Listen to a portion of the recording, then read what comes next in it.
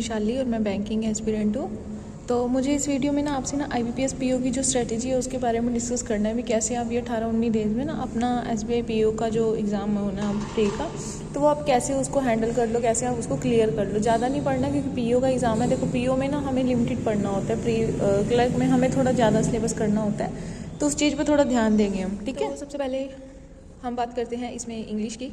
English में IBPS PO के English में क्या करना है, देखो सबसे पहले ना हमें 120 रूल्स ऑफ ग्रामर कर लेनी है। अगर चाहो तो 300 कंसेप्ट वाली जो वरुण चित्रा सर हैं उनकी वीडियोस आ रखी हैं, प्लेलिस्ट बना रखी है उन्होंने अपने चैनल पे, आप वो चीज़ कर सकते हो। ठीक है, उसके बाद आपको द एडिटोरियल को डेली बेसिस पे रखना ही है अपना। और जो निमिषा मैम की ना चैनल पे जाओगे तो वहाँ पे आपको पैराजम्बल, क्लोज टेस्ट, एरर, ये सब ना जो भी हमारे मिसलेनियस जो भी ये चीज़ें हैं, इन सारे चैप्टर की ना आपको ना फुल फ्लेज वीडियोस मिल जाएंगी। आपको वो एक बार कर लेनी है, सिर्फ एक बार कर लेनी है, अच्छे से समझ लेना है। ठीक है, 1, 2 एंड 3 ये तीन चीज़ें आपको कर लेनी है। उसके बाद आपको सीधा जाना है सेशनल मॉक पे।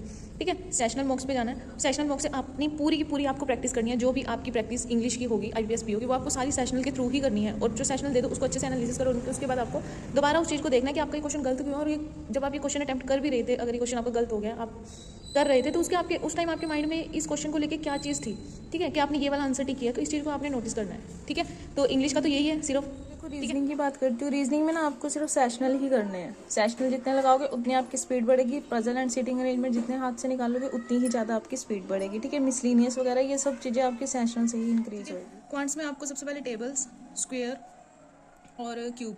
टेबल आपको 1 to 20 करने हैं, स्क्वायर आपको 1 to 50 करने हैं, क्यूब आपको 1 to 20 करने हैं। देखो ये चीज़ें ना करनी बहुत ज़्यादा जरूरी है, इसमें नो कॉम्प्रोमाइज़, कोई कॉम्प्रोमाइज़ नहीं करेगा। इसके बगैर ना आप क्वांट्स में कुछ भी नहीं कर सकते। ठीक है, और खाली से ना आप परसेंटेज वाला भी पढ़ लेना कि परसेंटेज टू फ्रैक्शन कैसे होती है, फ्रैक्शन टू परसेंटेज कैसे होती है, ये भी बहुत ज़्यादा इंपॉर्टेंट होती है। इसके लिए आपको क्या करना है, 1-1 घंटे की या 2-2 घंटे की, 3-3 घंटे की ना नंबर सीरीज़ की, जैसे 2 घंटे की कोई वीडियो है यूट्यूब से वो कर लेना।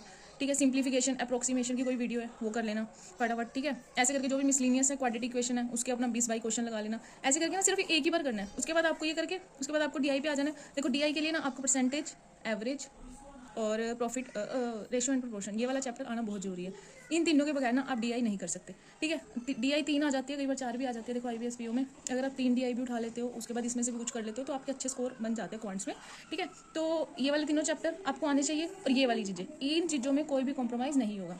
और उसके बाद देखो, अगर आपने, ऐसा तो है नहीं कोई स्टूडेंट जिसने अर्थमेटिक बिल्कुल भी नहीं कर रखी है। अर्थमेटिक में जैसे टाइम एंड वर्क हो गया, या फिर पाइप एंड सिस्टम वाला हो गया, या फिर एजिस वाला चैप्टर हो गया, या फिर बोट एंड स्ट्रीम, कुछ भी प्रॉफिट एंड लॉस हो गया, इसका अगर बेसिक भी आता है ना, तो कई बार बेसिक से भी क्वेश्चन आ जाते हैं, तो आप डायरेक्ट वो क्वेश्चन भी कर सकते हो।